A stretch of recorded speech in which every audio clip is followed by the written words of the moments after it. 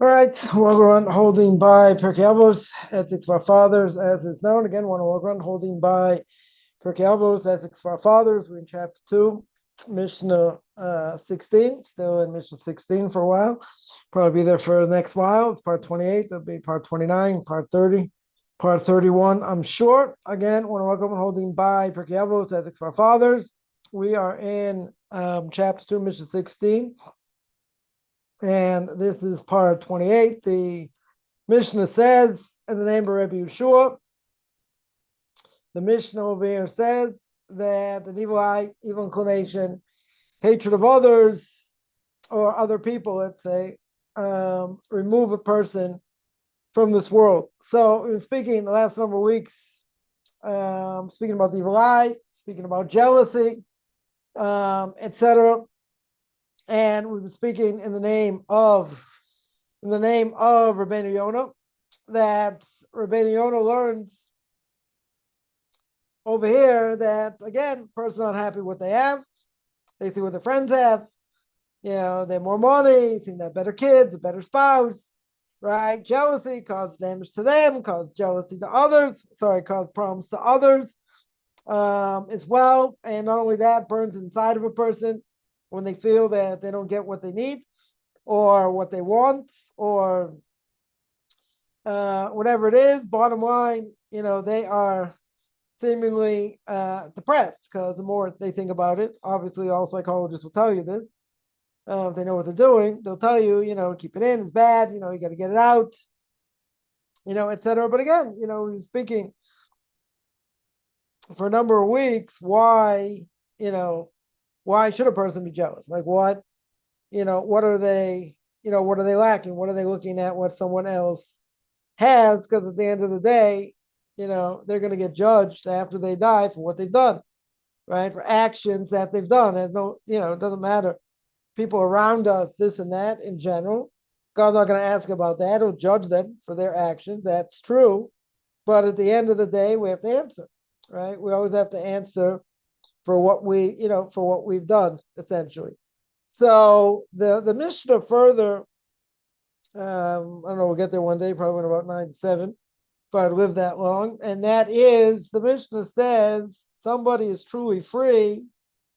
The truly free person is one that studies Torah, right? In other words, not just the most important thing I mentioned in my Q&A last week, not just the most important thing is learning Torah. That's true, right? The beginning of all these classes on Pirke Avos, right, tells us, that God passed down to Moses to Joshua to the men of the Great Assembly. They passed down to others, and they said that the world is upheld by three things, right? The world stands by three things: Torah, Avodah, Gimel Chasadim, right? Gimel Chasadim, acts of loving kindness. So, Avodah can be either sacrifices, right, or prayer, right, that the world stands on in Torah.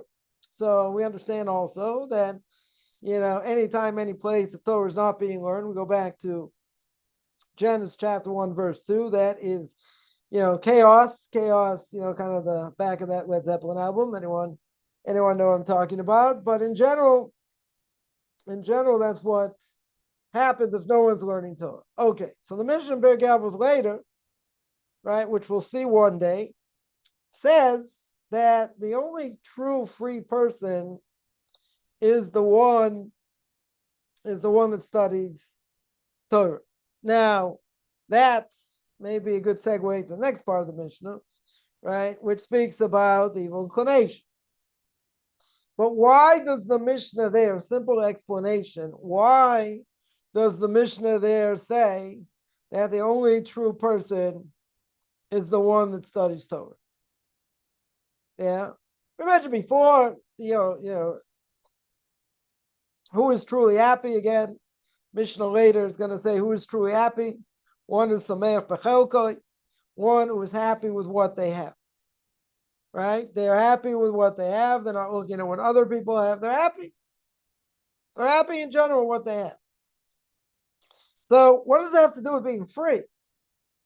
Right? In other words, if Torah is so important, as we said before, there's nothing more important than Torah. And definitely when it comes to Pikuach Nefesh, saving a life, that supersedes everything. Right? Even on Shabbos, you're allowed to break Shabbos to save a person's life. Right? You don't have, it's better, obviously it's better if I can, do it in a different way than I would normally do it. So I take it down, I take it down a level. Regardless, what's going to happen is that you can do whatever it takes, right? You can definitely do whatever it takes. If you have no choice, right? Pikuach nefesh is docha everything. It pushes away, right? Saving lives pushes away everything, even desecration of Shabbos. Very good. So that I can hear, right? There's nothing more important learning than learning Torah. Okay. Sometimes you got to push it off. Okay. For certain things, very good. But there's another thing. There's another thing. Not only is it the most important thing, but the Mishna there says, the only person that's truly free is the one who learns Torah. Now, you can't be free doing anything else. There's nothing in the world that makes the person free except learning Torah. Right? My question, what in the world is is the connection? Is the connection to that. And what's it doing? Why would I mention over here? Good. So what did we say before? So we said in the name of Rabbeinu Yonah, that Rabbeinu Yonah says that a person's jealous. His friend seems to have, better spouse, better kids. It makes more money. He's got a nicer car. I don't know. Built an extension to his house recently. Whatever it is. He's looking into what someone else has, which we said before. Who cares what someone else has? God gave you what you have, right? And what you need. We always say probably need more, right? But God's giving you what you need. He's given us for all our needs. Okay. Now, what's real freedom here? We hear about freedom, every time, we get close to Passover, which got a ways to go, because just came through Passover recently. You hear about freedom, Jewish people being, slaves in Egypt. Okay. So then you hear other comparisons. You hear other comparisons in the new and other nations, other groups, that have suffered. It may have suffered a lot. Okay. But if you look back in time, if you look back in history, no people in the world have suffered more than the Jews. Nobody. No, people say, blacks have had it very hard. Okay, it's true. Definitely true. Colonialism, other things, very good. But still, compared to the Jewish people throughout the millennium, I don't even think it's close. Right? But that's not even the point. Right? We talk about freedom, quote unquote, be free to do what I want. Now that could be the kiss of death also. Right? As I mentioned last number of weeks on my BJQ radio podcast. Right? There, Rav Lopian says, the person could say that what? I can do what I want. Right? So you could say, okay, animals can also do what they want. So what? So it says Rav Lopian, what's different? What makes you different from an animal? So I would have said, we got the ability to speak, right? God breathed in the spirit of life, gave us a ruach mamalalo. The Aramaic translation says the ability to speak, the reason to make decisions. Animals don't do that. They don't have free choice. They're programmed DNA, as we always say. Very good. So we're better than the animals, or we can be better than the animals. Why do I say can be? Because if we do what we're supposed to do, we serve God in the right way. Very good. So we're the pinnacle of creation. If we don't do what we're supposed to do, right, and we sin and do other things, so then animals are created before us. Right? So, we have to act a certain way. We have to do certain things. So my simple answer would have been, God gave us the ability to speak, to reason, to make decisions. Animals don't make decisions. Instinct. Doesn't matter. They want to eat, they don't want to eat. They're willing to, sacrifice themselves to protect, to protect another animal. That's instinct. That's instinct. Yeah. But even so, says Rav Eli Lopian, that's not the answer. What did Rav Eli Lopian say? Rav Eli Lopian said what distinguishes a person from an animal is the fact that we can go against our nature. We can fight against our nature. Not that we have the ability to make decisions, this, that, as part of it, right? He'll admit for sure that's part of it, but that's not the essence. What's the essence, right? And again, I'll keep coming back to this because I think it's it's an unbelievable statement. And the fact is, he said we have the ability to go against our nature. Animals don't go against their nature. Plants don't go against their nature. Stars, planets, none of these things go against their nature. Very good. So Rav Eli Lopian says that's different. Okay. Now, if the only time I'm really free is I'm learning Torah, so a guy, doesn't necessarily apply to women, have an obligation to learn all the time. Okay, but you're going to say, I need to make a living. Very good. Right? I got to put bread on the table. Okay. They even have to put bread on the table. You still have to find time to learn. Okay. So you have a limited amount of time to learn. Good. Right? But you have to focus. Right? You have to find time to learn. Even if you're tired, a little bit, whatever. You got to find time to learn. Okay. So comes along the Mishna in Pirke Avos, and the Mishna says the only true person is someone who learns Torah. So when you're obligated to learn Torah and you don't learn and you waste time, see, that's something God doesn't overlook. Right? The Jerusalem Talmud says that God can look over the three major sins you have an obligation to give up your life for anytime, any place. Right? Idolatry, immorality, and murder. So if a Jew or non-Jew put a gun to your head and say, I want you to bow down to this guy in the stick, right? A reference to JC or a short little fat guy. Mr. Buddha himself, probably won't call him fat, so big mitzvah to make fun of idolatry. They say, hey, bow down to fatso or die, 100% you got to be willing to die. Right? Very good. So God, the Mishnah, the Gemara over there says, in the Jerusalem Talmud, God is able to overlook all that. Even the big three. Well, what's one thing he's able to look over? To look past the fact that someone had an opportunity to learn and did. You're going to say, wow, it's also novel. Because if you tell me the big three got to give you a life, a Jew has to give up their life anytime, any place, it's pretty severe. Very, very severe. Yeah. You had an opportunity to learn Torah, you didn't do it. You're going to say, not that you were exempt from learning Torah.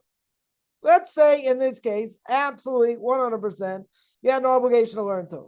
So if you had an obligation to learn Torah and you didn't, and you're wasting your time, God is not Mavanti. God does not look the other way. Why not? The other big three is willing to look the other way. If a person transgressed, God forbid, didn't sanctify God's name, didn't give up their life, whatever it may be. But this, God's not going to overlook. This brings out God's anger. Tremendous anger. And the other three are like you did nothing? No. I'm not going to say you did nothing. For sure not. But you had an opportunity to learn Torah. Don't you understand? The Mishna Pirke Avos says the only free person is one who's learning Torah. Torah upholds the world, we said. So nothing more important. Okay. But what does that have to do with us over here? Right? So I think it's very simple. What's Rabbeinu Yonah telling? Rabbeinu Yonah is telling you jealousy, looking at what someone else has, is destructive. Not just destructive to you, that's obvious, but destructive people around you. Yeah, it could be destructive for the person themselves. The other person cause someone to be jealous, God's going to open up their file. How are they going to get judged? Maybe for good, maybe for bad. Right? The Gemara says 99% of the people die because of jealousy, because of this eye in heart, this evil eye. Again, so, we've spoken about that. But Torah itself, why is it called freedom? Yeah. Freedom, a person is going to define as do what I want. I can go when I want, where I want. Like I had someone say once, it's pretty amazing. I can do what I want when I want. All right, a secular Jew says this. And they say you have this restrictive lifestyle and, you're 10 times happier than I am. I go, I know, it kills you. It kills you, doesn't it? Yeah. Torah can make a person happy. Yeah. Can't will things away per se, but what does it do? It gives me a perspective. Gives me a proper perspective. Even if I have a proper perspective, putting it into action and living it, two different things, right? Two very different things. But even so, freedom over here does not mean I do what I want, right? The Jewish people suffer in Egypt. You talk about freedom coming out, but what's the freedom? Where did God take them? Into a desert. What did God do for them? Took care of all their needs, right? Brought manna down from heaven. That's how they lived. That's how they, ate, etc. Very good. Did all these miracles in the desert. But what was the ultimate? The ultimate was God gave the Torah. Single greatest event in the history of man. God gave the Jewish people Torah. Now, why did he give the Jewish people Torah? Right? What was the purpose? So we saw. We just read today in Parshas Kadosh that God, at the end of Parshas Kadoshim, it says, God took us up, distinguished us amongst everybody else, and distinguished us by what we eat, i.e., kashrut makes the Jew different than a non-Jew. Very good. He didn't take us out of Egypt so we could eat shrimp. That's true. Why did he take us out? To distinguish us, to make us a nation, right? To serve him. That's why he took us out. So the freedom, the freedom is not about having the ability to do what I want. The freedom is we took on all these laws, right? All the laws God passed down to Moses that passed down to us. So we took on all these laws. Very good. You're gonna say, wow, beautiful freedom. Yeah, doesn't mean I'm kicking back and sipping pina coladas. That's not what it means. Even for non-Jews. Even if non-Jews are never going to convert. So you can say there are a lot of things they can do we can't do. Right? Right? Many things non-Jews can do that Jews can't do. But I would say there are many things, a moral imperative that a non-Jew shouldn't do anyway. But okay, they're not obligated. And they're not going to get that penalty for it, for sure not. But they also have to have their connection to God. And if they don't have the right connection to God, or they're not interested or whatever, then what are they? They're no different than over-intelligent animals. God gave everyone an animalistic side. We're going to speak about the evil inclination. Yeah. But the fact is, he wants us to keep what he says. He wants us to go in the right direction. That's what he wants, even non-Jews.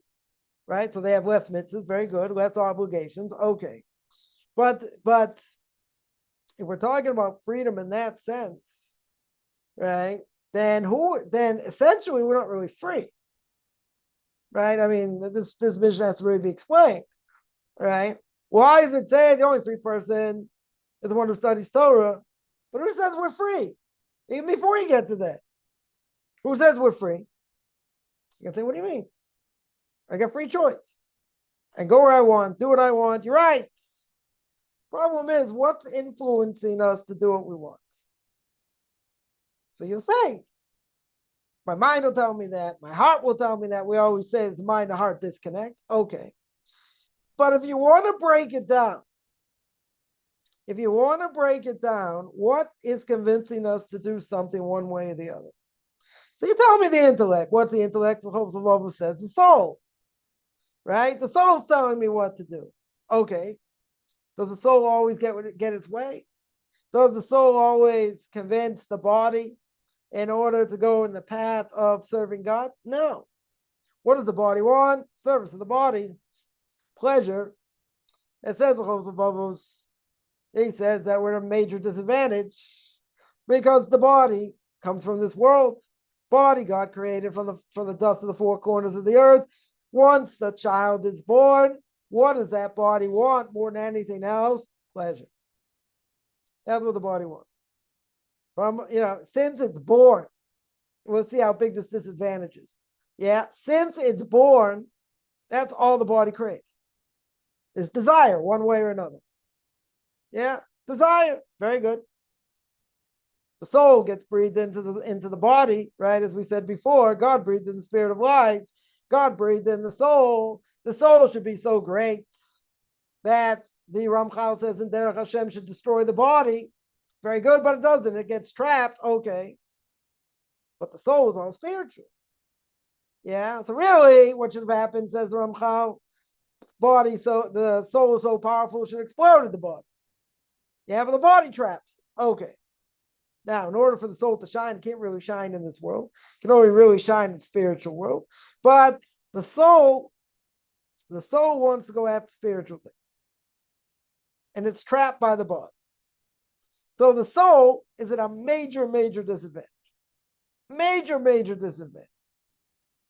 Right? So if the soul has its way, it's able to strengthen it and strengthen the body.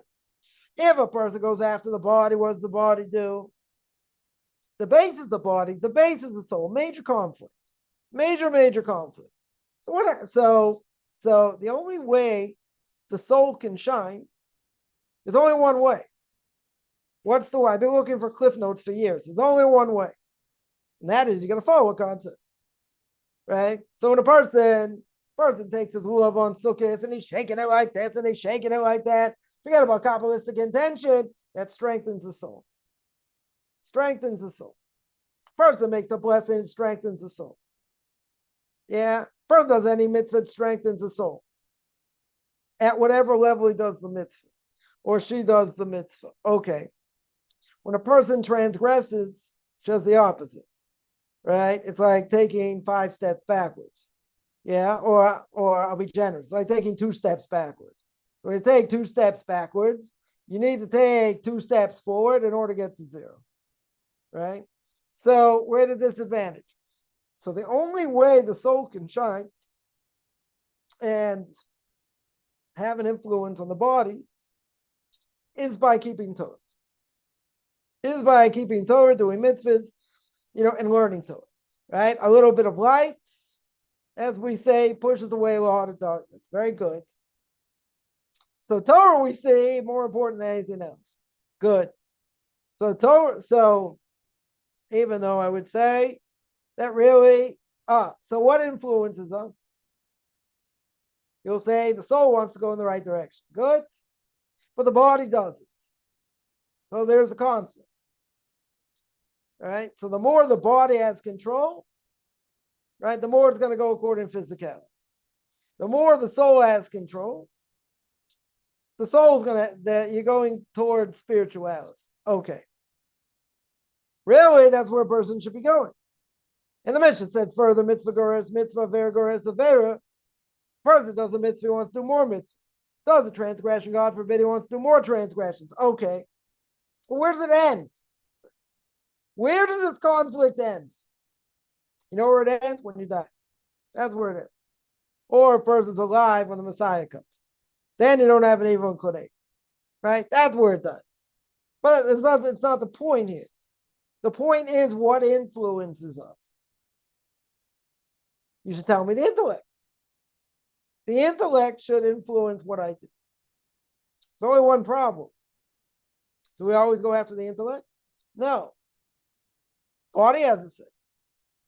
Body wants you to go after the body, go after physical things. Convince you, yeah. It's important to learn Torah, you find some time, later. Right now you want to enjoy this.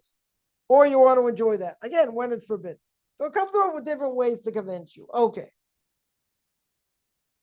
But we're convinced, we're influenced by society, by social media, by all kinds of things that don't matter.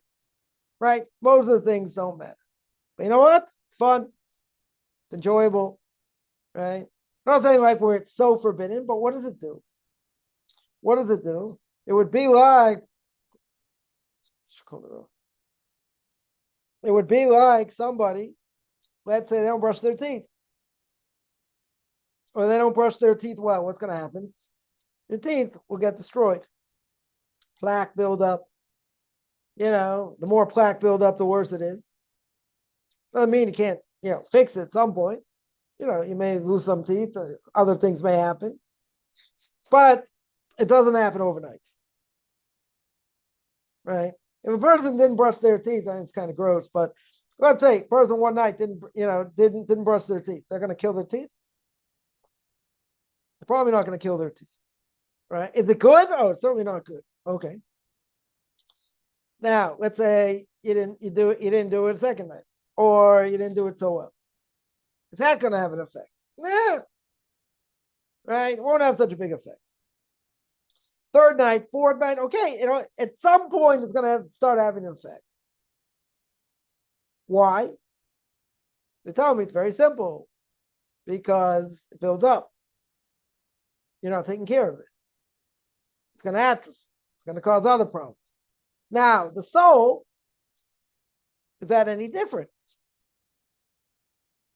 Right? We're very good at making excuses and say, yeah, I'll get to this, I'll get to that, I'll learn a little bit, whatever.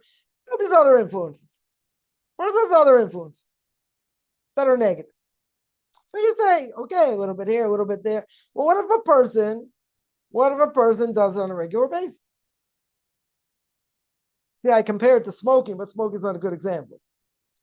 Because if you tell me, okay, I had one cigarette today. Okay, not the end of the world.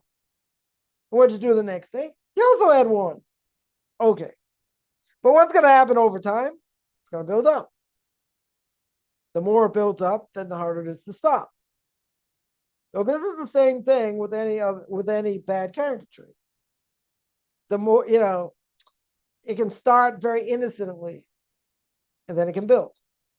And then it can build some more. And then it becomes very strong. And the obvious problem is then it becomes part of your nature. It becomes part of your psyche. Once that occurs, which is a very short amount of time, then it's much harder to fight.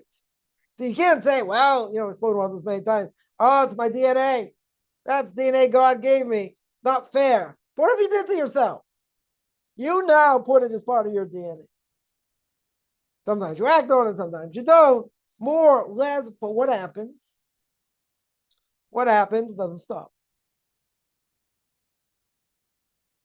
That desire never goes away. It's there. Now, can I bury it? Can I work hard not to tap into it? Can I make more boundaries? Sure. But once a person gives in, right? Let's say it took a person a long time to stop smoking. Okay. Yeah, when they're under stress, let's say it could be for years, they haven't smoked. Okay. Let's say they're under a major stress, whatever it may be. When a person's under major stress, what's the first thing in that case they may do? They're going to light up a cigarette. They stopped smoking before. Right? Right? They'd stop smoking. Yeah, very good. So what about, let's say they haven't smoked for, I don't know, for a while, for years. For years. But that it's not like the desire totally disappeared. But they worked on it, very good. Because they know it takes away years of your life. Okay? But when a person's down, and they're under stress, and they have anxiety, whatever it may be. So they go back to bad things. They go back to bad habits. And when you go back to bad habits, again, could be a short amount of time, this thing passes, you move on. Okay.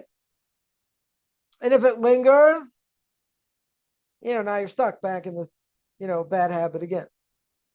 So the idea is if I get stuck, right? And I do things I don't want to do per se, but I get caught up in it, right? Let's say you get caught up in it. Okay. So when you get caught up in it, you got to nip it in the bud. You got to stop it straight away. If you don't stop it straight away, what's going to happen? It'll continue. I'm not saying it's going to get, exponentially worse, but you'll continue. It doesn't go away. Sometimes easier, sometimes not, but the more person gives in, the harder it is to stop. That's easy, right? But hard to stop. Imagine, someone finds out now they have a sugar problem. But they love eating chocolate. What are they going to do? Like, they have things that don't have sugar in it. It probably tastes like, cardboard or whatever, but you still want the taste of chocolate. Very good. So good. So you eat something else similar. It doesn't have sugar. They won't have that negative effect. You can say, but it's not the same feeling. Okay. May very well be true. But you're still getting the taste you want, right? You're fulfilling that need without the sugar. Isn't that better? It's healthier in that sense. But you say it doesn't taste the same. Okay, so go back to eating the regular thing. It'll kill you. Person want to do that? I don't want to do that, per se. Some people just say, I'm here to live. Eat to live, live to eat. So I'll eat what I want. And everything else will happen. Whatever happens, happens. Because they don't want to miss out. It's going to take years away from your life. My Rebbe's on a boat. And this doctor was giving a whole talk about smoking, how bad smoking is, talking like 70 years ago. And he spoke for like 45 minutes to an hour. After this, 10 minutes later, lights up a cigarette. I already asked him, like, I don't get it. Like you just said, how bad it is. It's going to take years away from your life. I said, you're right. I said, even though it's going to take years away from my life, it's so enjoyable. I'd rather you lose years of my life, than to give up, than to give this up. I know it's going to kill me. So what does that tell you? You got no discipline. Doesn't want to have discipline. Knows. And that's much harder because, that's addictive. And that's why the tobacco companies got sued up to gazoo for that reason. They put nicotine, made it addictive, knowing that people are going to be addicted to it and knowing the effect of it. Okay. But at some point, you make a choice. You got to make a choice. I know someone very young age, they smoked a lot, they stopped breathing. That was it. They got cigarettes straight away. Again, it's not an easy thing. 100% it's not an easy thing. Right? But at the same time, people do all kinds of things that are, let's say unhealthy. But, say I got to live. I don't want to give up certain things. Okay. Person willing to take that chance. Maybe we should all be eating seaweed and be macrobiotic. Okay. Again, is that a guarantee for long life? I wouldn't say it's guaranteed. Right? I know somebody, died in their early 60s of cancer, but they were macrobiotic, exercised, like a fiend, and that's what happened. So it's not a guarantee, but isn't there an obligation to keep the body healthy? It's an obligation, right? Torah says, Shomer Snafshasechem. You have to guard your soul, literally your body. So, a person should eat right, exercise right. Again, not everyone does it. Right? Should be done. Right? You want to keep the body healthy. Again, without, going too far off topic here. So, freedom, in this case, you can tell me, do what I want. I have free choice.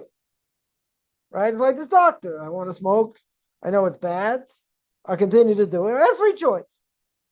You have free choice. Now, without getting into free choice per se, it's a big topic. A major, major topic. Let's just say free choice is limited. Right? It is, limited because we're not in control just about anything in this world. So you go outside, who knows, what trial, what test the person's going to have. And it might not be, it's not up to you. Definitely not up to you. The only question is, how's the person going to react? That's the question. The person's going to react in the right way. They're not going to react in the right way. But situations we're in sometimes, not all the time, but sometimes we do to ourselves. We get upstairs after 120 years, we'll say, God, why'd you do this? Why'd you put me in this situation? God says, I didn't put you in that situation. You did it all by yourself. I just didn't stop you. I don't have an obligation to stop you. Yeah. I don't have an obligation. Sometimes I will, sometimes I won't. But who says I have an obligation? I don't have an obligation per se. Right? So the Gemara says, you want to go on the right path, God will help you. You want to go on the wrong path, God will not stop you. Doesn't have to. Right? So he doesn't have to. But what's freedom? So freedom is limited. Okay. So we still believe, and anyone will tell you, nothing's changing. Nothing's stopping me from doing anything. Right? The secular person will say, I can make whatever choice I want. Okay. You can make whatever choice you want. But kings, King Solomon says in Proverbs, the heart of kings is in the hands of God. He can take away their free will. He can put things in their mind, put ideas in their mind to get an end result that he wants. Yeah. For example, we don't know where this is going, but all of a sudden, seemingly out of nowhere, because no one really predicted it, yeah, God puts in the mind of Putin in order to take over Ukraine. Right? Different reason why he wanted to do it. I think he's interested in taking over the world, maybe other parts of former Soviet Union, make it greater, what it was, okay. But why now? Why all of a sudden now? So you got, these political pundits will say this reason, that reason, the other reason. I don't know, they're right, they're not right. What's the bottom line? God wanted it now. Why? We're going to see the full plan. We're going to see half the plan. Now, people were saying this could be the beginning of the end. This could be World War III. Because he's got nuclear weapons. He still threatens of using them. Okay. So in the end, is that going to bring the end of the world, the Messiah coming? Could. People say, no, it's going to be the end of the world. It's going to be World War III, blah, blah, blah. Doesn't happen. Bigger threat is still from Iran. I don't think there's any question about that. Right? But everyone's making all kinds of claims. Now, again, why did he do what he did now? Out of all times. Why did he do it 2 years ago? Why did he do it 5 years ago? They're saying, it's too involved in Afghanistan. It's too involved in, Syria. They didn't have enough troops. They really wanted to do it. Now is the opportune time. We can come up with reasons. Potentially, we can come up with reasons. What's the real reason? What's the real reason? Because God put it in his puny brain to do it. Right? That's what he did. Now, what's the end result of that? We don't know. How far is it going to go? We don't know. We don't know. Nobody can make a prediction. No one would have thought it would have gone on this long. Yeah, now America makes a deal with with Zelensky, with what do you call it, with natural resources there. Whatever. Where's that going to go? Don't know. Going to bring down the deficit? Could be. Who knows? Yeah. That's why I don't listen to these people, because they don't know. It's conjecture. That's all it is. It's conjecture. Because someone, has got a degree and a fancy degree and they're part of this think tank and that think tank, and, they know the Russian mentality and they know, but why now? They can't answer that. Can't answer it conclusively. All of a sudden, out of nowhere, they, decide to attack. It wasn't coming. No one predicted it, as far as I know. Right? But again, everyone's got their own ideas. So freedom is a relative term. Because, in a place where people aren't slaves and they feel they can do what they want. But guess what? They can't. Things that they want to do, they're not capable of. Why are they not capable of it? Because God stops them. Yeah, many things. Person's political, aspirations. God doesn't want to be in politics or be successful. Knock him out. Totally destroy him. Doesn't need him. Or whatever. So, person thinks, the question comes up like this. Question comes up, can a person be anything they want to be? Because there are kid songs like that. You can be whatever you choose to be, right? Whatever you want to be. Question is that really true? Now, if God wanted to give you the brains to do it, he could. If not, not. Put all kinds of obstacles in your path. Okay. But does it really go like that? Does it really go, I can be the best of the best in this and that? You can try. You can make the effort. You need God's help for sure. God's not going to help you, never going to help.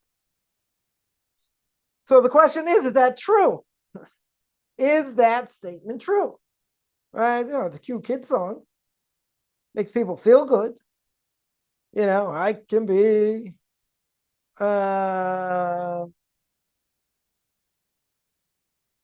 can be anything I want to be. Okay, you have to have the desire, right? We call the ratzon. You got to have the desire, very good. And then you got to go out and do it. But it doesn't always go the way we plan. Then people try to do, different things, never went. They did other things. Okay. Why didn't it go? You'll say bad marketing. You'll say they didn't have the intelligence. You'll say they didn't have the right people around them. You can say 1.5 million different things. What's the reason though? All those may be true the way we see it. But what's the real reason? Because God didn't bless it. That's the reason. He didn't want it to happen. Why? If I knew that, I'd be world famous. Right? So freedom means essentially not I can do what I wanted. Freedom, the Mishna says, and we're going to speak about this in depth when we get there. Freedom means when I'm learning Torah. That's the truly free person. Not anything else. Why? Because Torah is all encompassing. When I learn Torah and I take its lessons to heart, right? When I take it to heart, what does it do? What does it have the potential to do? To change me, to make me better. To want to learn more Torah, to want to work harder, right? Getting rid of bad character traits. That's what, since Torah is all encompassing, it can change every aspect of my life. Now, why doesn't it? Right? This is very depressing. Aren't you guys glad you're here? Very depressing. Why doesn't it transform us to the people we want to become? Or we're interested in becoming? Because there are obstacles. What's the obstacles? My body, my desires. See, someone there asked, what would going after the intellect look like? Having their major focus day in and day out, what does God want from me? How can I serve him better? How can I work harder? Living inspired. More of my Hasidic side here coming out. That's what the intellect looks like. When I learn Torah, I get inspired. When I get inspired, I feel I can change the world. Yeah, doesn't last very long, but I want to go in the right direction. See, that's why the Gemara says, if I desire to fulfill a mitzvah and I don't actually do it, I get credit as if I did it. But if I started a mitzvah, I don't finish it, you bury your wife and children in your lifetime. What's the difference? You'll say the second one, I don't understand. You started the mitzvah. The other one, you didn't even start the mitzvah. But you have the desire to do the mitzvah. What's the difference? The second one, you say, I started the mitzvah. Okay, but you didn't finish. Why didn't you finish? Why did you not finish the mitzvah? I'm not talking about where it's beyond your control. We're not talking about onus. It's not beyond your control. So why did you do it? Why in the world didn't you do it? You say I get distracted. You say something else happened. Yeah. Something that I should have just foregone and finished what I was doing. So essentially what you're saying is the mitzvah is not that important to finish. The mitzvah is not that important. And then God gets very upset. You're going to say, dimwit, why didn't you finish? Why didn't you finish what you set out to do? Oh, you got distracted? And you're living in a world of distraction, and that's what you're going to blame? Because you didn't finish what you were supposed to do? That's bad. Now, if I didn't start the mitzvah, but I had the desire and I couldn't get to it because any number of reasons. But I wanted to do it. What does that do? That strengthens. That strengthens a person's desire to want to do more mitzvahs. You couldn't do it right now. You weren't able to do it, but you had the desire to do it. Very good. Yeah, so that's huge. That is showing Torah is very important to you. And that you want to do, more things and help others. You couldn't do it. Now, it's not a question, even if it's onus, you couldn't do it, but, whatever. God knows the thoughts of man. So essentially, he'll see if he had a good excuse why not to do it or not. But having the desire just by itself is a huge thing. Because we say nothing stands in front of a person's desires. Person has the desire to do it. Okay. Wanting to do it is a huge thing. Starting it and not finishing it, why didn't you finish it? Again, where it's against your will. You get caught up in doing something. You got caught whatever it is, doesn't matter. You got caught up in everyday life. You get to it. Because they God will understand. You bury your wife and your kids in your lifetime. Yeah. And if you don't have a wife and kids, you'll suffer other ways. You'll suffer in a severe way. Right? We don't see the soul. I mean, anytime someone's going to say, where's the soul? You got to say right here. Right? It's my heart. Right? The soul is who you are. That's what makes us who we are. Yeah, it keeps us alive. The soul goes out of the body, obviously we die. But going after the intellect means I want to do what God said to the highest level. When does that come in? When's the greatest time that comes in? You'll say after Yom Kippur. Let's say a person in the month of Elul prepared themselves. They work for 30 days preparing themselves. They go through Rosh Hashanah, right? And the evil inclination can let you have all this inspiration. Yeah, you have the 10 days of repentance. Then you come through Yom Kippur. You come through Yom Kippur totally exhausted. You work very hard, hopefully. You have a clean slate. Now a person feels like they can change the world. So what do you do now? You get the mitzvah of Sukkah, right? You go from strength to strength. You get the mitzvah of Sukkah now. You build your Sukkah, you got to get your 4 species, right? Your Arbor meaning. And then you get the whole holiday of Sukkahs, right? Singing and dancing, sitting in the Sukkah, all that. Culmination being Shmini Atzeret Simchas Torah. But even before you get to Sukkah, God's giving you all the inspiration if you want it. You have all the inspiration now. Again, fasted for 27 hours, worked on yourself. Again, we can always say I didn't work hard enough, I could have done more. Okay, well, let's say person feels good, right? They feel good. As the immortal James Brown would say, I feel good, right? Feel good, okay. Feel good spiritual. Without getting bogged down, I could have done more of this, that. Forget it. Yeah. You feel like your soul is cleansed. At that point, forget about preparing for Sukkot. Yeah. At that point, person should be on a very big spiritual high. They should be on a spiritual high. They go into Sukkot, building Sukkah, getting 4 species, the whole holiday of Sukkot. And then it all comes crashing down after Sukkot. Yet all this time, the evil inclination says, I'll give you all spirituality. I'll give you as much as you want. After Sukkot, I'm going to come after you. We're going to see what happens, where your spirituality is holding. So at that point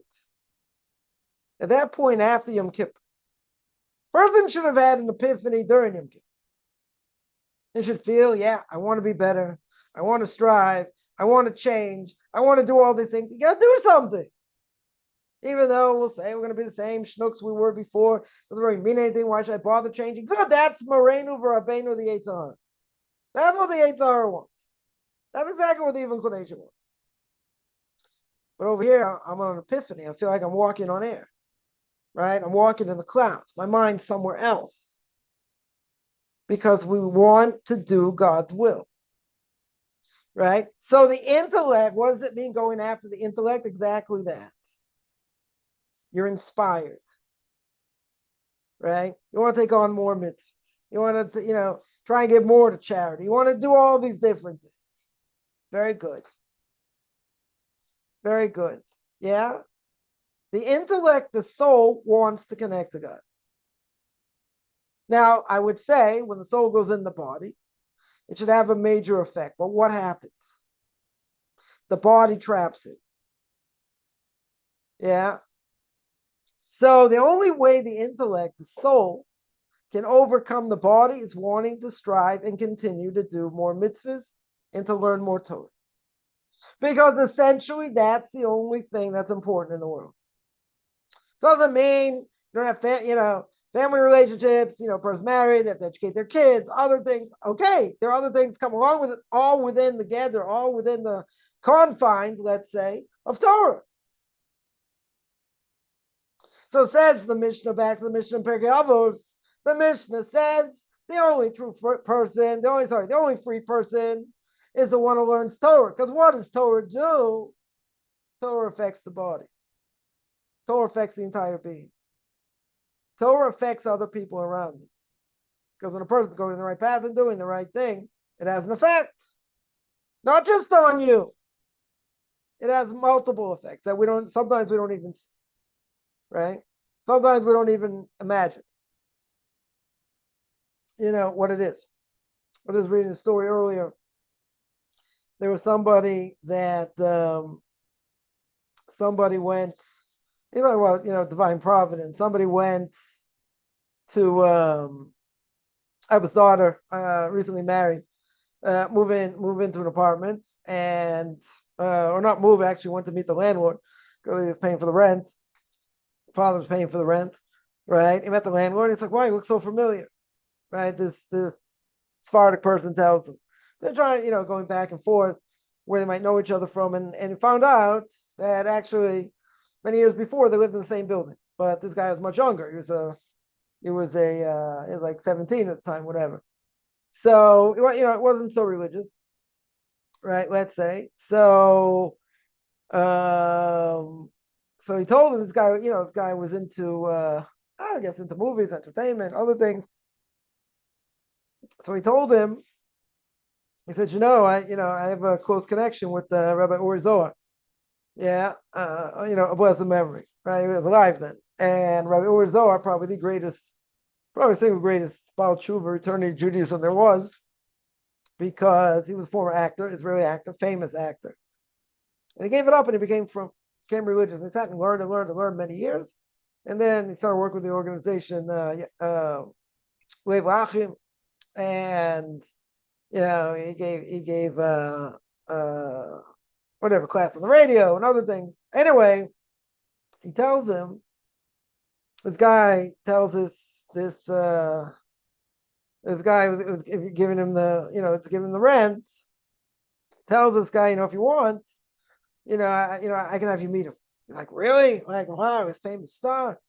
Be great to meet him. And so he spoke to Rabbi Zohar.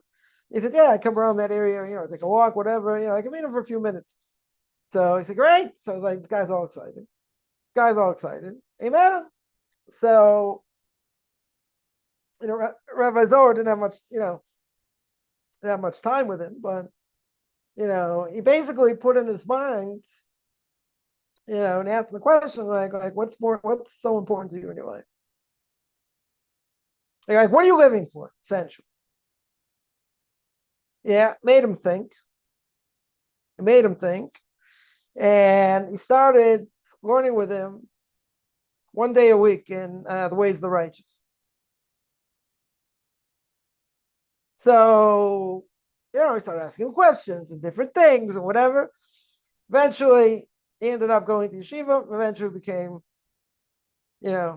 religious and whatever. So, what's the point of the story? You say, well, a chance meeting. We don't believe in chance meetings, right? We call this divine providence. Divine providence because, what are the odds? You get a person like this that's, going to be your daughter's landlord or whatever. and you actually know them from, way back.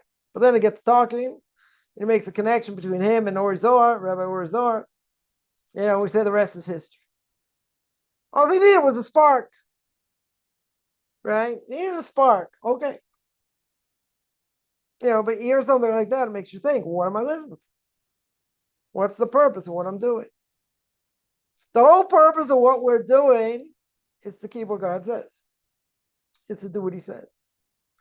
Now, the intellect, the soul, knows what to do. Today, I would say it's harder.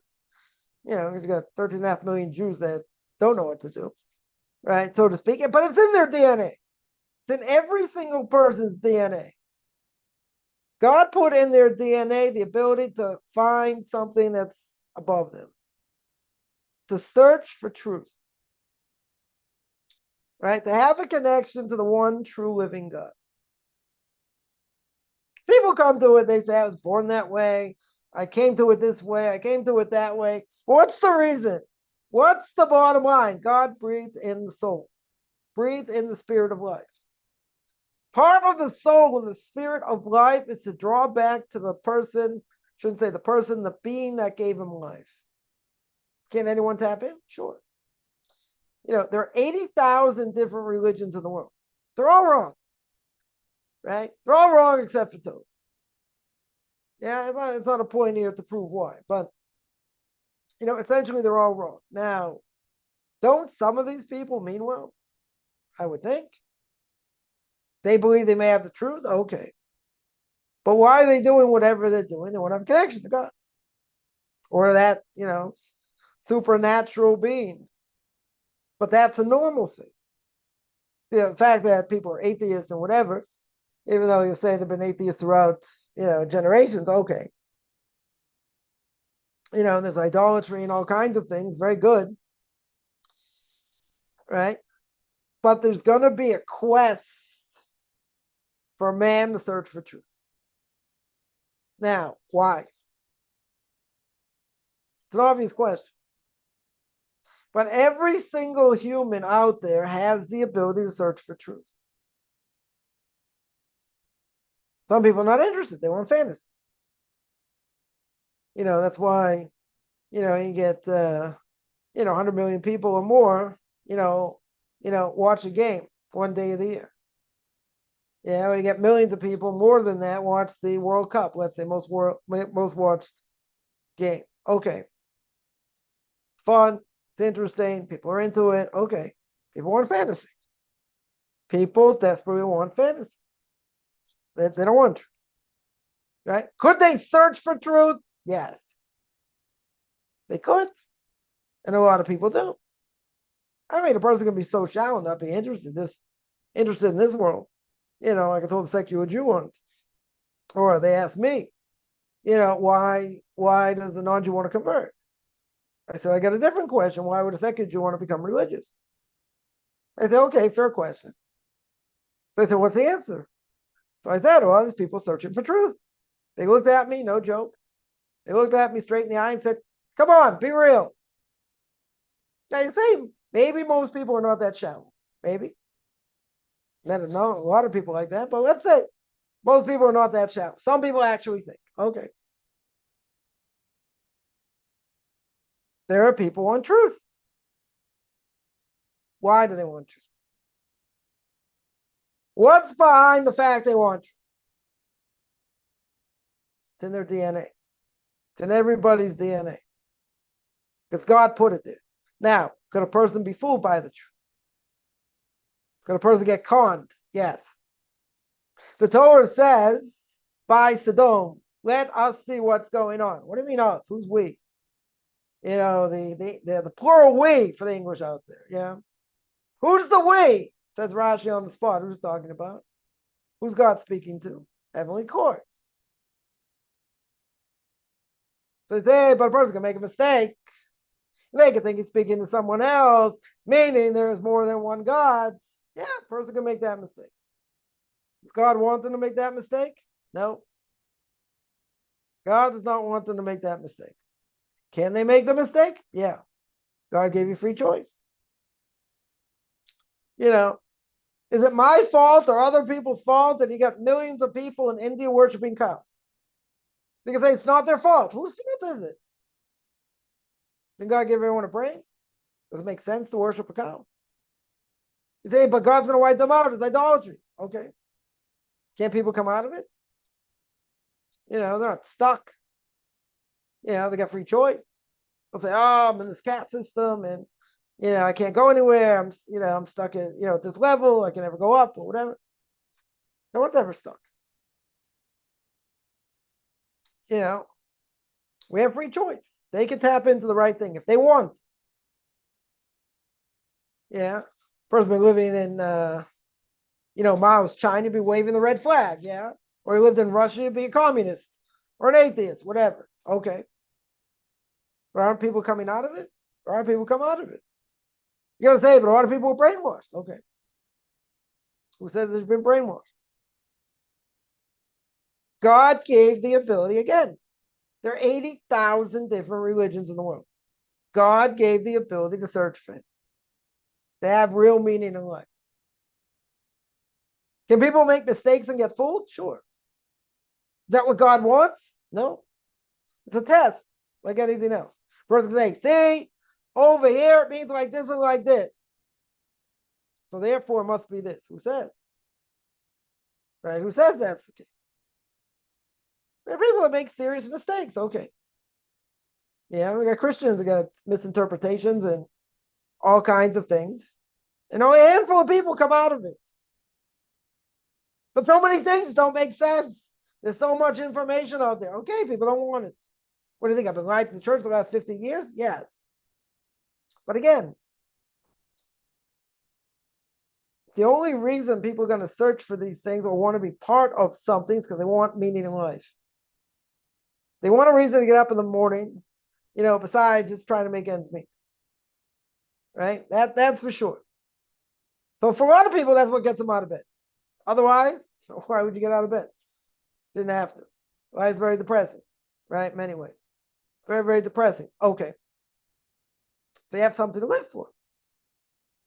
But God put in the soul of each person to want to draw close to it. Now, if you get there, if you get there and you do it the right way, good. And if you don't, okay. God understands that. But a person's never going to be able to make the claim to God himself and say, he didn't give me the tools.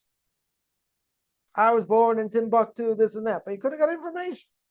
I got people contact me all the time. Bangladesh, India, some I don't think are so real. But somebody wants the information, they can get it.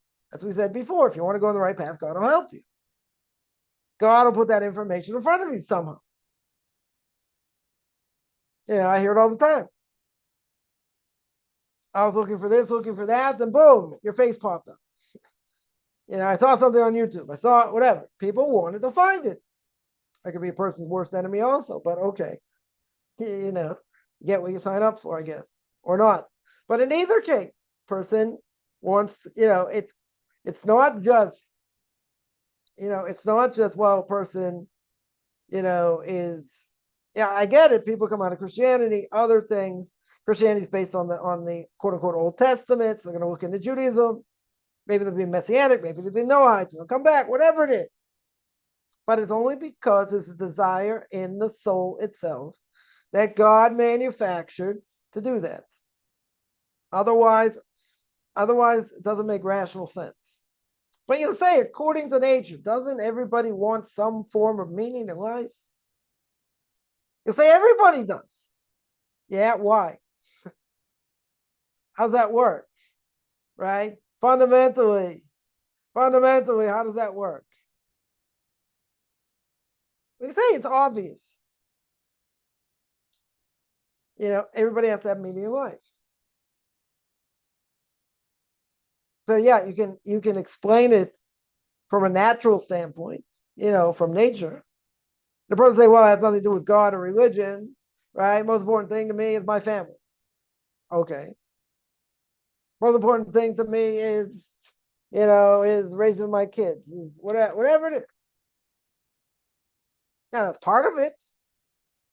Certainly not the whole thing. Not the whole thing.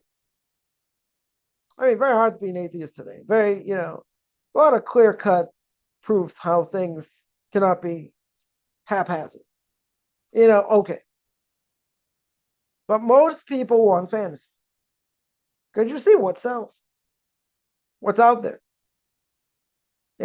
Sporting events, movies, whatever. Life's one big distraction. Yeah.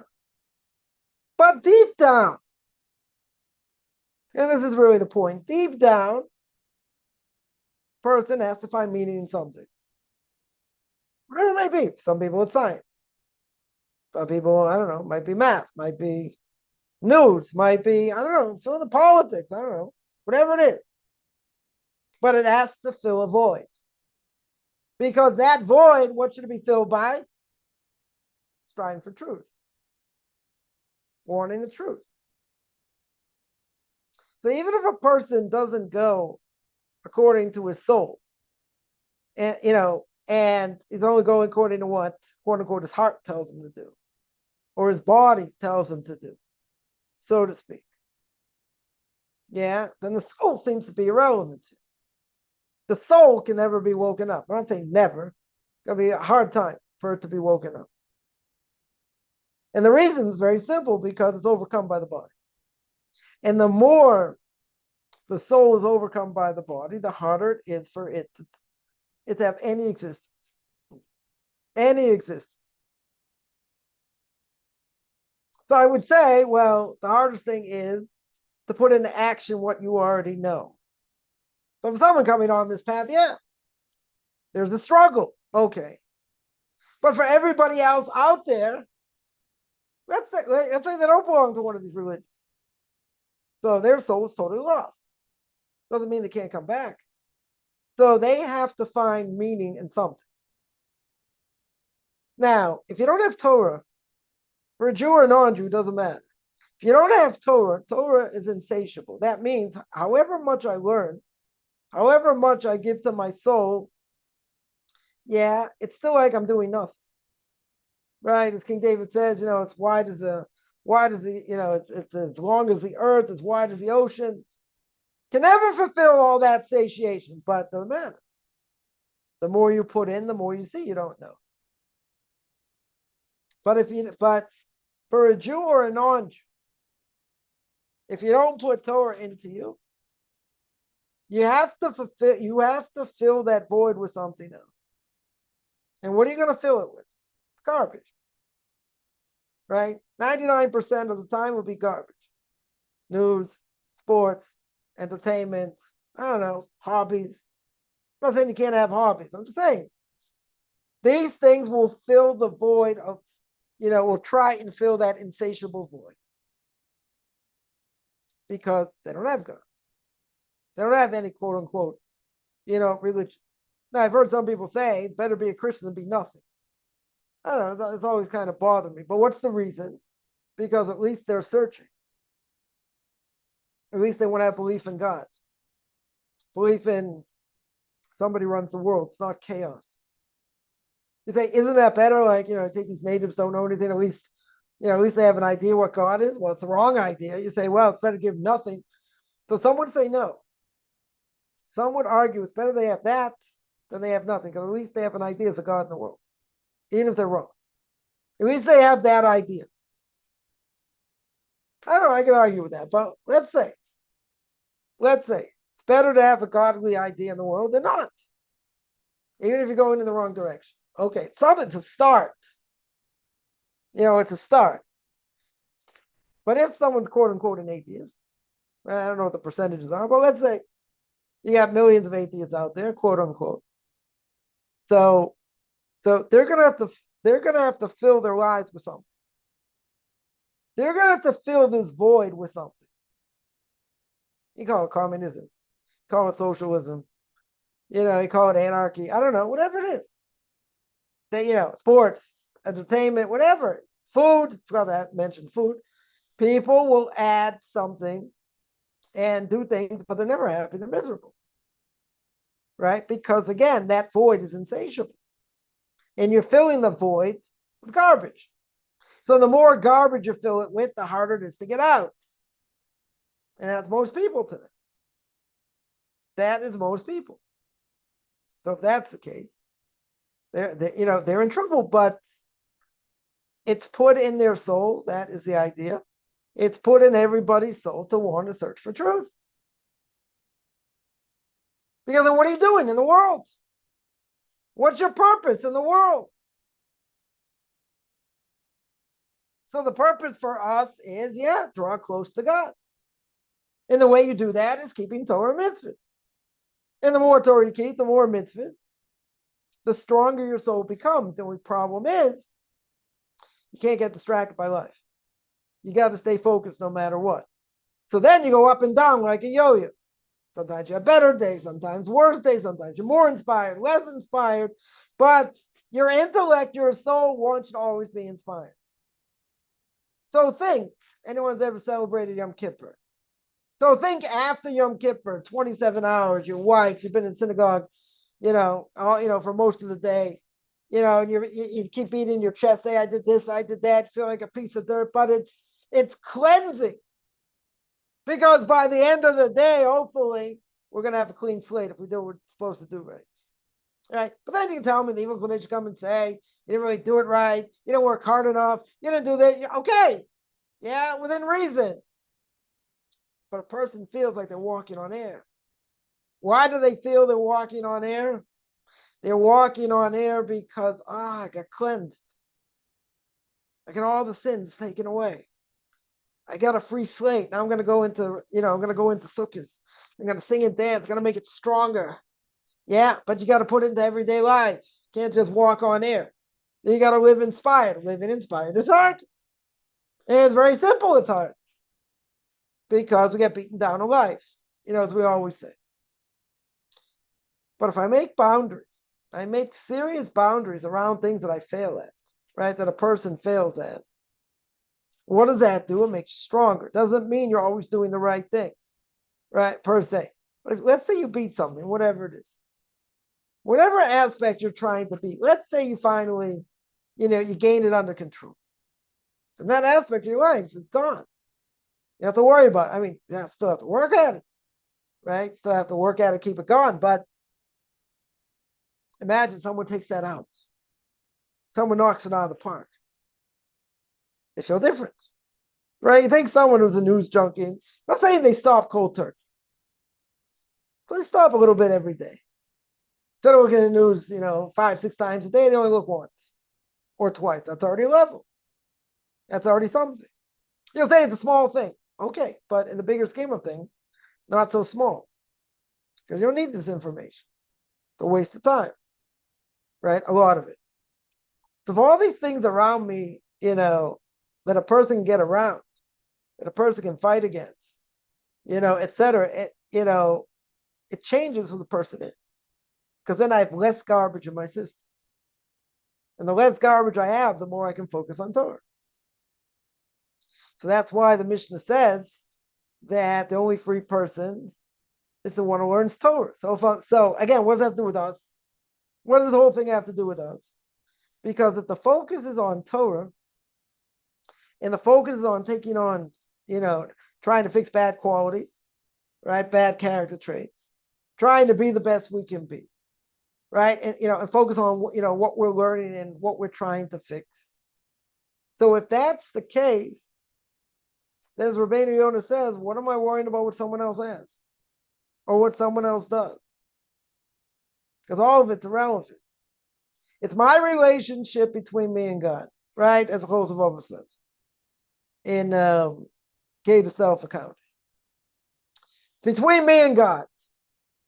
So no one can do good or bad against the person unless God wills it. So that's all I have in the world. Essentially, that's all I have in the world. Everything else, distraction. That's what it is. It's all distraction. So if I'm focused in Torah, and I'm focused in changing my mindset, not an easy thing to do, I'm not saying it is. But if my mindset is changing or changes for the better on a regular basis, then the Torah has had an effect. Has had a tremendously positive effect. And the more positive effect it has, it affects people around us. Right? Affect our families. They may not change, But they'll see there's a difference in the way we act, in what we do, in how we speak. They may not attribute it to Torah. It doesn't matter. But they see it. They for sure are going to see it. So that can have multiple effects. On the other hand, if a person gives in to the body, the more they give in to the body, the harder it is to fight. Like any bad habit. We are creatures of habit. So the more we go into the negative things, in general, the more it's going to have effect on the soul. And the soul, as we said before, is a major, major disadvantage. The only way the soul can do anything or have any level of power over the body is that the soul has to be super focused. That means you got to learn a lot of Torah, right? That's what you got to do. You got to learn a lot of Torah, not get distracted. What about Cain and Abel? Somebody said. Then the evil committed only done by Cain. It was a choice. He had a choice. For sure he had a choice. But you see, he understood what he did was wrong. Just like Adam and Eve are hiding from God, and they tell God they're hiding. What does God say? Did you eat from the tree I told you not to eat? They felt guilty. Now this is why this is one of the Noahide laws, right? Murder. He understood by doing what he did, he was wrong. And God tried to get him to repent. Right? So I hear the generations that was supposed to come out of Abel, calling out to me and this and that. You killed him. He understood what he did wrong. That's why it's one of the Noahide laws. But God draws him in to repent. He had choice. He had choice. I'm sure he had a choice. But think about it. Abel brings a sacrifice from the best of his flocks. God sort of sucks it up, and he saw that he liked it. So what does Cain do? He puts flax on the altar. He understood he had to give a sacrifice. Good, right? He wants to give to God. He understands it's God of the world. Very good. So why did he give dandelions? Why did he give flax? Why do you think that was good enough? And not only that, God didn't accept it. So he got upset. The whole discussion, exactly what that disagreement was between Cain and Abel, as the Medrash said. But he got upset. Did he have free choice? He had free choice. Did God stop him? Didn't stop him. And there are repercussions for that in later generations, right? Moshe Rabbeinu is a Gilgal, is a reincarnation of Abel's soul, so to speak. Like, a lot of things behind the scenes we don't see, but yeah, serious thing. Serious thing. So the evil inside of him caused him to do a terrible thing. Can't evil inside all of us do that? Person gets angry, does something, right? They're guilty. 100%. Right? But a person knows, deep down, they know what's right and wrong. They may be, might be distorted. The way people think, okay. But still, doing certain things today, it's probably gotten more crazier. But in general, how do you define right and wrong? So we define it according to the Torah. How is someone going to define right and wrong when you have something that is not absolute? It means it'll be relative. If it's relative, that means morality changes. Torah doesn't change. The morals of the Torah don't change. But you're right, he had free will. And he went against his negative side. He got angry, they had discussion, he killed him. Right? He used his own desire against him. Got a different example. What about Esau? Esau, Yaakov growing up, couldn't tell the difference. Esau, after Bar Mitzvah, goes and does what he does, and his body destroys his soul. It's mind-boggling. He grew up in the house of Isaac, and he saw his grandparents, Sarah, and Abraham. He saw angels come to his house. How in the world could he go against his desires? Go according to his desires. Right? It's the next part of this Mishna, but in general, right? A person can say, well, we're doomed. very depressing. If Esav grew up in that type of house, and that's who we became, what's it going to say for us? In this cream puff generation, if you grew up in the best of houses. Yeah, if you grew up in a religious house, whatever. Yeah. What's it going to say? We don't have a chance. The evil inclination destroy us. Totally destroy every one of us. Yeah, it's got an easy time today. But think about what happened to Esav. You could ask that question. Yeah, Esav grew up in an unbelievable house. Unbelievable house. Parents are both righteous. Grandparents, both righteous. Yeah, but his body destroyed him. His evil inclination demolished him. Right? What does this Mishnah say? The Mishnah says an evil eye, the evil inclination, and hatred of others will remove them from this world. Destroy them. Absolutely destroy them. So Esav, is a different example. Look what happened to him. Look exactly what happened to him. After his bar mitzvah, he went crazy. In physical terms. In so many ways. So many ways. So when they imagine, sounds like Noahide laws are common law. There are laws, 50 to 60, that are, what's the word? That are universal laws according to Torah. Don't steal, don't kill, have law courts, right? See how good law courts are today, but set up law courts, don't do idolatry, commit adultery, other things, many other things also. Right? So God is going to nail all these people and say, why don't you keep universal laws? And what's their answer going to be? You never taught me. I never taught you not to kill. I never told you that, killing is forbidden. What do you mean? That's, euthanasia. Grandpa put him out of our own misery. He was suffering. That's not murder. Or person, stole from the government. They wanted to clear money to Uncle Sam, let's say. He takes already too much. Okay. What? Not a legal loophole. It's stealing. You owe the money. Yeah. You owe the money. So why didn't you do it? We come up with all kinds of excuses. Doesn't mean it's not forbidden. Right? Does not mean it's not forbidden. So the idea over here is,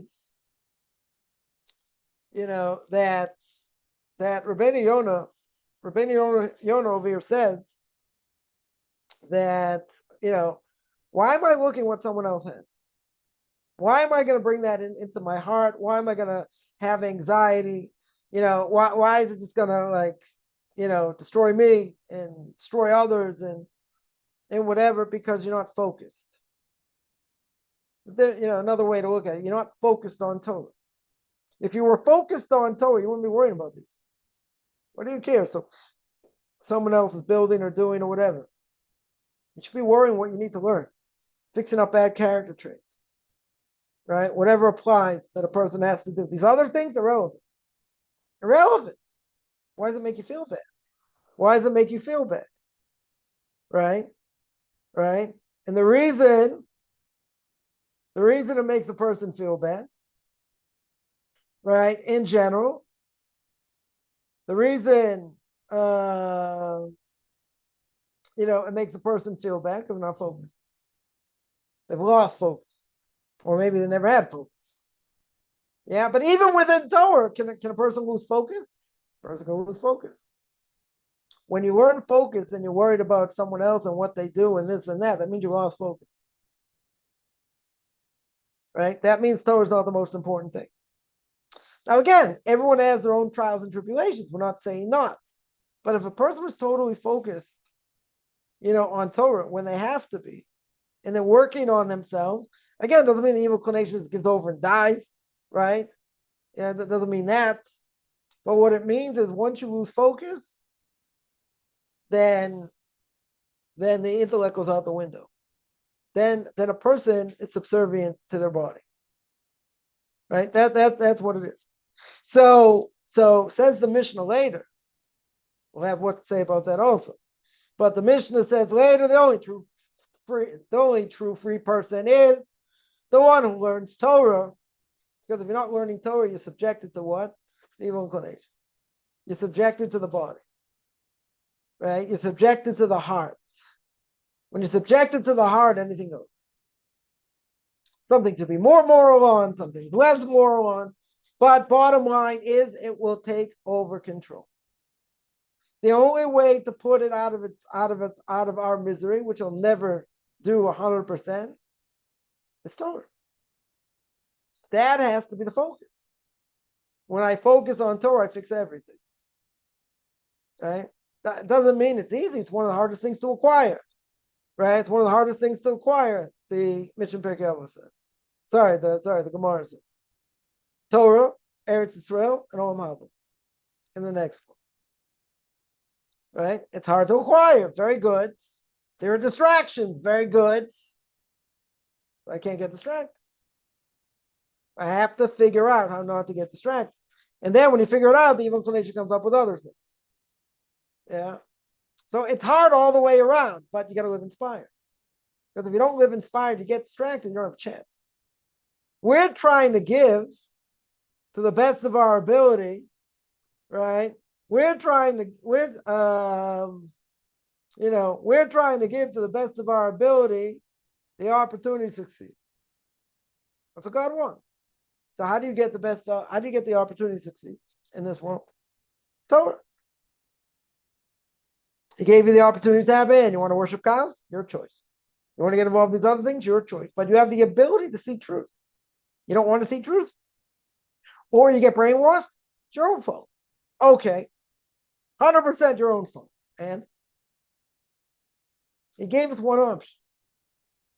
One option is the power of learning Torah. That's the option. That's what makes us free. That's what changes us. So if we're more focused, a lot more focused, even in our everyday today life, which is not an easy thing. But if we are focused in general, what does that do? Pushes away a lot of darkness. It does not mean the evil inclination rolls over and dies. That's not what it means. The evil inclination will come back stronger. Okay. So I got to figure out ways to deal with it, to overcome it, to fight it, to make sure it doesn't enter. But it only enters in general. It only has an effect when I'm distracted. And there are a lot of ways we can get distracted. Yeah, the person will say, but I'm not a machine. I can't sit and learn all day. Okay. No one's expecting anyone to be a machine. And the person needs to take breaks and whatever, take care of other needs. Okay. But when you're learning, you got to be focused. You gotta work on getting these negative things out, which might take a lifetime. But you can't be depressed because you fall into the trap. The only way to put out the fire is you learn more Torah. You take on more things that are doable. Because you want to have an effect on the soul that'll have the effect on the body. And the reason you'll be able to do that is because you learn Torah. That's the reason. That's the effect. The only thing. I haven't found anything else. And I'll never find anything else. It's in Torah. Again, sometimes we're more inspired, less inspired, we're more tired, we're less tired. That's the only way you fight against it. The only way. So as we said before, according to Rabbeinu Yonah, it's going to eat up your insides. You're going to be very angry. You're going to be jealous. You're going to see what other people are doing. We said before, why should you care? And the reason over here is the person lost their focus. And once you lose your focus, even for a small amount of time, it can spiral. Maybe only for that day. Halavai. Maybe only for that day. Maybe for a few seconds. Maybe for an hour. What it may, whatever it may be. But remember, when that happens, it's like taking 2 steps backwards. And that affects the person. Affects the person like no tomorrow. So we got to do whatever we can. And people say, oh, come on. Rabbis made so many boundaries and this, that. They knew what they were doing. They absolutely knew what they were doing. They don't need me to agree. They knew exactly what they were doing. We're not reinventing the wheel. Yeah. The dangers that exist, we got to do our best to keep them out. And if you don't do that, you're subjected to that. Once you're subjected to it, once it becomes part of you, as we said before, and then it becomes part of your psyche, your DNA, it makes it much harder. Much, much harder to fight against. Doesn't mean it's impossible. Does not mean it's impossible, but it's hard. Yeah. Any other questions?